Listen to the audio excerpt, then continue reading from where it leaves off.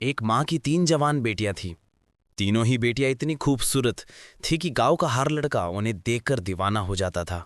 लेकिन उनकी यही खूबसूरती उनके लिए सबसे बड़ा श्राप बन गई थी।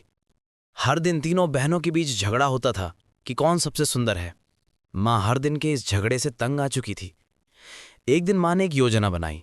उसने एक गरीब और अनाथ जैसा दिखने वाले लड़के को घर बुलाया और अपनी तीनों बेटियों से कहा, तुम में से कौन इस अनाथ लड़के से शादी करना चाहेगी? पहली बेटी बोली, माँ ये तो किसी रोड साइड चाय वाले जैसा लग रहा है, मैं इससे शादी नहीं कर सकती। दूसरी बेटी बोली, मुझे तो किसी अमीर बिजनेसमैन से शादी करनी है जो मुझे इंटरनेशनल टूर करवाए। लेकिन तीसरी बेटी माँ की आंखों में देखकर बोली, माँ अगर आपको लगता है कि ये लड़का सही है तो मैं इससे शादी करने को तैयार हूं। अगले दिन माँ ने तीसरी बेटी की शादी उसी लड़के से करवा दी। शादी के बाद माँ ने तीसरी बेटी से कहा, बेटी ये लड़का कोई अनाथ या भिखारी नहीं है, ये $1 बिलियन की स्टार्टअप कंपनी का फाउंडर है। ये सुनकर दोनों बड़ी बहनें चौंक गई। तीसरी बेटी हैरान होकर पूछी, माँ उसने भिखारी का रूप क्यों लिया था?